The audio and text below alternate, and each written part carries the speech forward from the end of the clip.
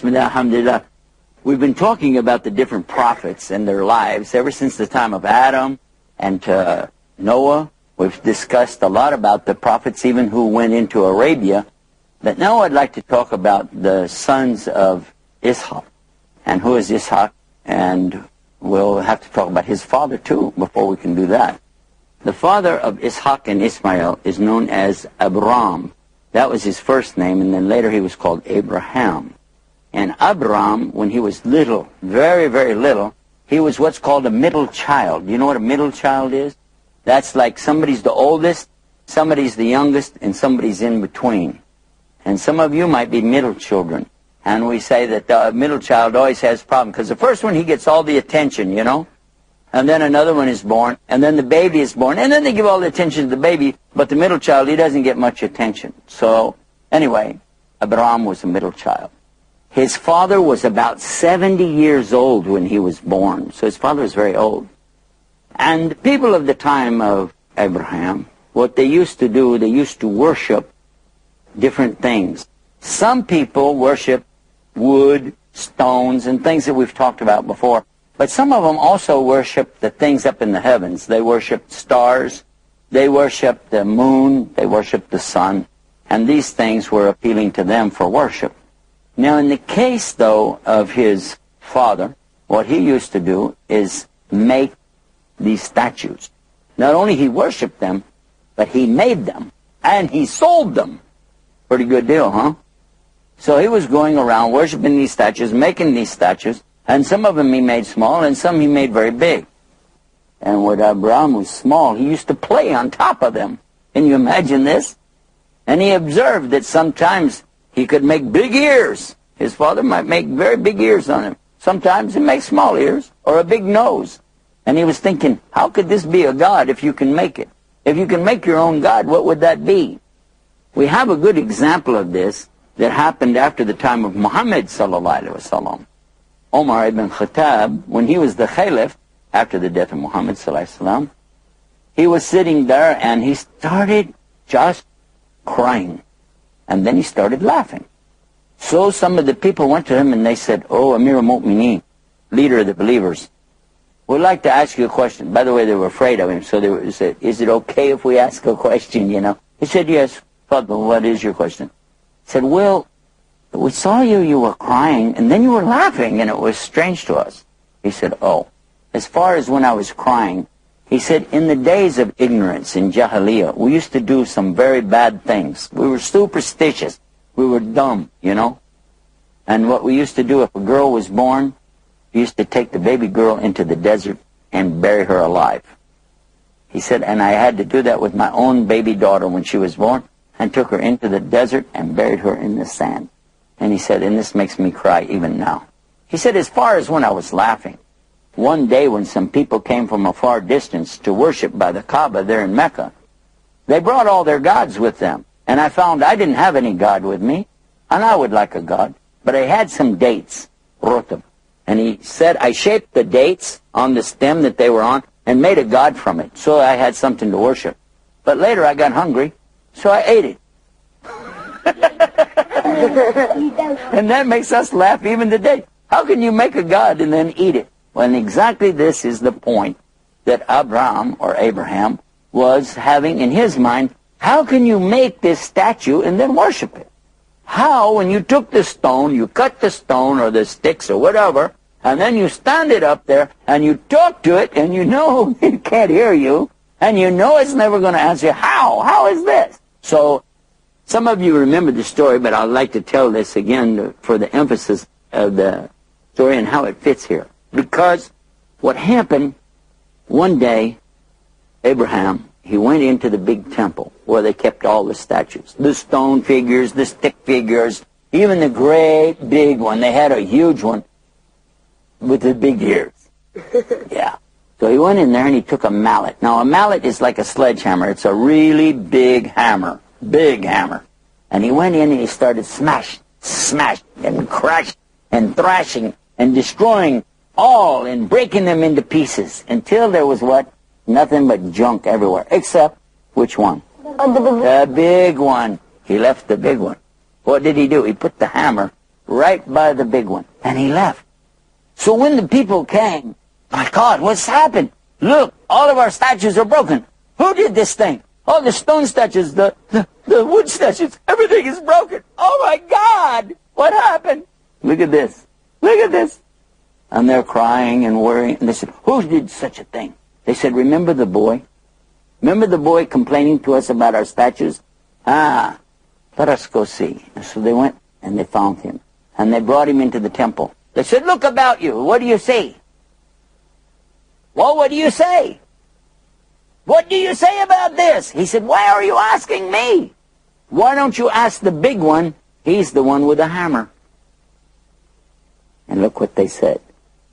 He can't hear and he can't speak. And that's when Ibrahim a.s.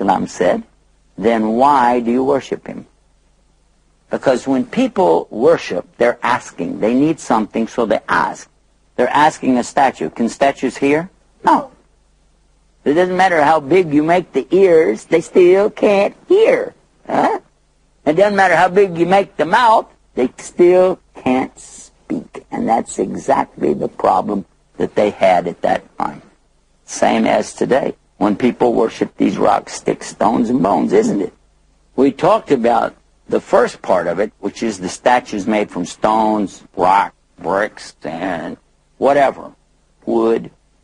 But some of the other people, they were worshiping what? They were worshiping the heavenly bodies, the stars, the moon, and the sun. What about that? So Ibrahim, a.s., he knew that the statues didn't get it. But he began to look for his Lord, and he was thinking, okay, let me look to the heavens. And Allah showed him the stars at night, and he looked up and he said, this is my Lord. Because it's big, and it's out there, you know. He saw this one big star. He said, there you go. But what happened? The star set. And he said, oh, I don't like the things that set. And then what? Allah showed him the moon. There's the moon. That, well, the moon's bigger, right? He said, that's my Rabb. That's my Lord right there. But it also set. And he's like, oh, man, what's up with this? That's not right. This isn't, unless Allah guide me, what am I going to... And then Allah showed him the sun. In the day the sun comes, he said, now that's something big, isn't it? The sun. But when it went down, he said, that doesn't make any sense. And then he realized, all of that is also false too. Worshipping something just because it's far away, just because it's up in the air, it still is the wrong thing to worship. It's not Allah. So he went back to his people and he said, I am free from you guys and all that you worship. I don't care if you worship rocks, sticks, stones, bones, stars, moon, sun, whatever. I'm out of here. I don't do it. I don't like it. That's not me, right? So, and I want you to think about this and see how this makes sense to you. If you can see it, that's not Allah. If you can hear it, that's not Allah. If you can smell it, taste it, feel it, imagine it, not Allah. No human being could be Allah because you can see them, hear them, right? Food, you can taste it, smell it, that can't be Allah.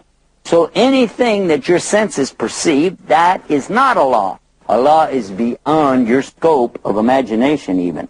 So we as Muslims, we don't even try to imagine who is Allah or what is Allah. Or we don't even say, okay, Allah is here or Allah is there. No, Allah is outside the creation. Makes sense? And this is what Ibrahim was trying to tell his people. He was trying to make it clear to them that all this you have is nonsense. No-brainer. Well, by the way, do you think they like to hear that? No. People always hate to hear that, don't they? They rejected this idea right away. No. Come on, man. Get off of that stuff. And they start their normal arguments that always happen between prophets and their people, arguing, yes, but, yeah, but you don't understand, and this is something we did for a long time, and, and he went through this thing with them. And by the way, they were pretty upset about what he did to the statues in the temple, too. So much so, if you remember the story, that Nimrud condemned him to be burned. Remember that? How big was the fire? Was it big? Yes. How big? Huge. He said, I need a fire. I need a fire so big that no fire ever been like this fire before. And they did. They began to make this fire bigger and bigger and bigger and bigger until it was so huge you couldn't see across to the other side. You couldn't see around it from this side or from that side. It was this big of a fire. And flames reaching up into the sky higher than you could see. It was a huge fire. And he said, now, throw him in. Well, the people who grabbed Ibrahim and ran to throw him in, they caught on fire and burned up because it was too hot. But Ibrahim didn't burn, by the way. And they said, how are we going to get this guy into the fire? And they invented something right then called the catapult. And that is the thing which is like a long telephone pole, a long board, you know, and you put it like this, and you have an axle in there like this, and then they pull it down, down, down, down, and then, The lever. Yeah, like a lever, and it goes, shoo, and throw him into the fire, right? And know what happened? Even the people doing this got on fire. Even the people doing this caught on fire. It was too much fire. And then, pow! Now Ibrahim is inside the hottest, biggest fire ever on earth. Guess what? Allah said to the fire, "O fire, be cool for Ibrahim." Be what? Cool. Cool. Didn't say cold. Otherwise he would be freezing in there. He said, be cool. So it was cool. And so Allah let him stay in there. Not just minutes, not just hours, days, days, days and nights. He stayed in the fire. And I'm sure, you know, Nimrud, he was probably going, we burned that guy up. We sure burned him up. Oh, everybody's like, oh. And then he came walking out, and they went, oh, what's that? Whoa, he come walking out. What's that? Whoa. Now they know, uh-oh. One of the things Ibrahim did, he had a discussion with Nimrud. Nimrud was a bad king, really bad. He was telling people he was Allah. He told people, I'm the Rabb, the Lord. And that's when Ibrahim said to him, you know, my Lord is the one who gives life and death. Nimrud said, I can give life and death. Check this out. And they brought some people. He said, kill those and let those live. Now, you see, I gave death and I gave life. What do you think about that? And they were like, oh my, you know, what kind of guy is this? Ibrahim said, my Lord is the one who makes the sun come up in the east. Why don't you make it come up in the west? And he can't. He can't do it. And in this way, Allah smashes these people. By the way, if you think about it, a human being saying that they have power, any human said, I have power, I have something, and they start acting like they have something of God in them, just ask them one question. Can you make one hair grow from your face? While we watch, go ahead. Go ahead. And they can't.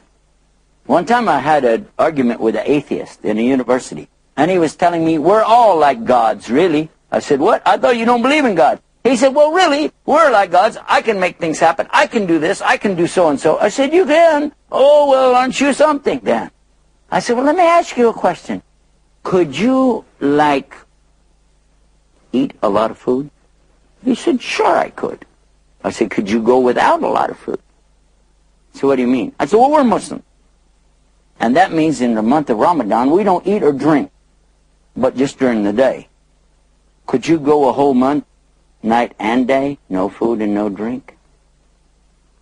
He said, no. I said, why? He said, I would die. I said, I thought you said you were like God. God doesn't need to eat. He doesn't need to drink, does he? He also doesn't need to sleep either. So when these people begin to tell you these things, you just stop and think. They're not God. In fact, no human being could be God. Because God needs nothing. Human beings need everything. And where do we get it from? From Allah. So anyway, Ibrahim, of course, has this argument with him. But now, as you can tell, things got pretty tough around there. And he decides he's going to leave. Allah inspired him to take his wife, his family, and leave and begin his migration, which is quite a story in itself. But by the way, before we leave this story, would you like to know what happened to Nimrud? Yes. Yeah. It's kind of a funny story. You know what happened? Now, he's telling people, I'm the Lord, yeah? Remember? Big guy. Yeah, that's what happened. That's exactly what happened. Allah took something teeny, tiny, so small, like what? Like a mosquito or smaller, and it went in his ear, went down the eustachian tube, down, down, and when it got real close to the nose, it bit him. Now this hurt. So bad. Worse than an earache. Worse than a toothache. It was horrible. He was like, ah! And he's calling his doctors and his magic people, everybody around him, help me, help me, help me. And they said, well, try this and try that. Nothing would work. And sacrifice to their gods and all this stuff. Nothing worked. Help, help, help. But they used to wear what kind of shoes? Wooden shoes. And they took a wooden shoe and pow! They hit him beside the head. When they hit him beside the head, it shook up everything in there, and the bug stopped biting him. And he was like, oh, thank you so much. I'm okay now. I'm okay. And then he bit him again. He was like, ah! And then, bam! They hit him upside the head again. And this is like, whoa. And it stopped for a minute. And then, bam! It came again. And the biting and the hitting and the biting and the hitting and the biting and the hitting. And that's why and it killed him. He died. Oh, yeah. And even today we still say, quit bugging me. You're bugging me to death. You could laugh if you want to.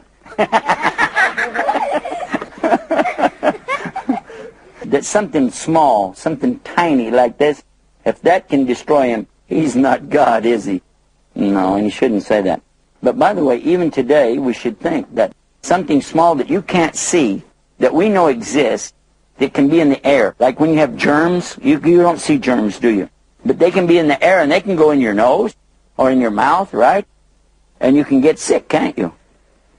So somebody could be real tough. I will do this. I will do that. And he didn't say inshallah. He didn't say God will, huh? But something real small Allah could put in him and he could be sick and even die. So we should be very careful about being proud in front of Allah. Well, anyway, Ibrahim, he started traveling. And after he traveled around, he went through Egypt, and when he was in Egypt, he got a gift from the king. What the gift was, that they gave him his next wife, which he had Sarah with him. Now he has his next wife, which is Hajar. And he has now these two wives, and they're traveling. And he became older and older and older. And after he was 90 years old, he started praying to Allah. Remember now, his father was probably about 70 when he had him. Now here he's 90 and he's saying, I don't have any kids at all. You know? So if I don't have any children, then what I'm teaching as far as belief in Allah, it's going to be lost. And I wish somebody would continue, and I wish I have somebody, maybe a servant boy or anybody who I could just, and he's asking Allah, you know, help me, and get somebody who I can have her like a son. An old lady going to have a baby? But for Allah, he can do that easy. So he had a child. And the child that he had became known as what? Ismail. Ismail. And we have somebody with us today named Ismail too, huh? And in English we call him Ishmael. Ishmael. When Ismail began to grow, there was something that happened. Allah came and tested Ibrahim in a strange way. He let him have a vision of sacrificing his son. And this sacrifice was very serious to Ibrahim because he thought, well, maybe it's just that I need to take him to the place of worship in Mecca, because this was something in his mind too. But maybe Allah really wants me to sacrifice him. So he took his son, sacrificed him. His son said, is this from Allah? He said, yes, it is. He said, then you'll find me patient. Go ahead. And he cooperated with him. And Ibrahim tried to pass the knife right across his son's neck, but Allah didn't let it cut. Even no cutting, nothing. And then Allah sent the ram. We talked about it before, you remember. But now here came this big sheep. Allah had him to sacrifice this instead of his son. And then he understood that he should sacrifice his son another way, which was to take his mother and him out to where? The desert of Mecca, and leave him by the ancient house of Allah, which is called the Kaaba, the first place of worship, the Kaaba in Mecca. And that's where he left him. Now when he left him there, it was kind of strange in a way, because there they were. They had an animal skin full of water to drink and some things. And then all of a sudden, Ibrahim started walking away. Hajar, his wife, goes, hey, what's up with this? Where are you going? And he kept walking. Excuse me? Where are you going? He keeps walking. Ibrahim, hello? And he keeps going. And she says, is this from Allah? You see? They are smart. She's a prophet's wife. She understands. Is this from Allah? And he let her know, yeah. He gave a signal. Yeah, she understood. Okay, I'll be patient. Same as the son had said, I'll be patient. Because when something's from Allah, we have to learn how to be really patient. Well, anyway, the next thing that happened, Ibrahim got so far out of the city, and then he stopped where they couldn't see him, and he turned back and looked, and he made dua for them. He prayed. You know dua, supplication, and he prayed and asked Allah to protect them and to take care of them and give them water and give children and so on and so on. So he made a lot of supplication. He left. And then what happened? Well, they ran out of water. There wasn't any more water. Now, the boy was thirsty, and he was very, very thirsty. Ismail, yeah. And what happened then? His mother realized, we got to do something. We're thirsty. We're really thirsty. Have you ever been really, really thirsty? So thirsty, so dry. It was worse than that. And so she went to one of the little mountains there called Safa. And she went on top of it and she looked and looked. Is there anybody? Is there anything? A caravan, maybe some animals. Is there anything? Nothing. Nothing. So she ran down and she went up to the other mountain. It's called Marwa. And she got up on top of that and she looked. Nothing. And back down again. Maybe something came while I was over on this mountain and she looked over there and no. And then back down on the other one. Then back over here. And then back over there. And then back over here. And she kept doing that until 7 times. And she was really worried, you know. We need water. Allah, we need water, you know. And then what happened? Allah sent the angel. Angel who? Gabriel, alayhi salam, the archangel. And the angel came and made it so that the boy's heel, when it strikes the ground, what will happen? The water came. The water came out. You know the story? And the water started coming out, gushing out, more and more and more and more and more and more. It started coming really fast, really fast, really fast. And she started pushing the dirt around, you know, to kind of dam it up. She said, we're going to have too much water all over. And in her language, remember she was from ancient Egypt, she said some word that means go back. What did she say? Zam.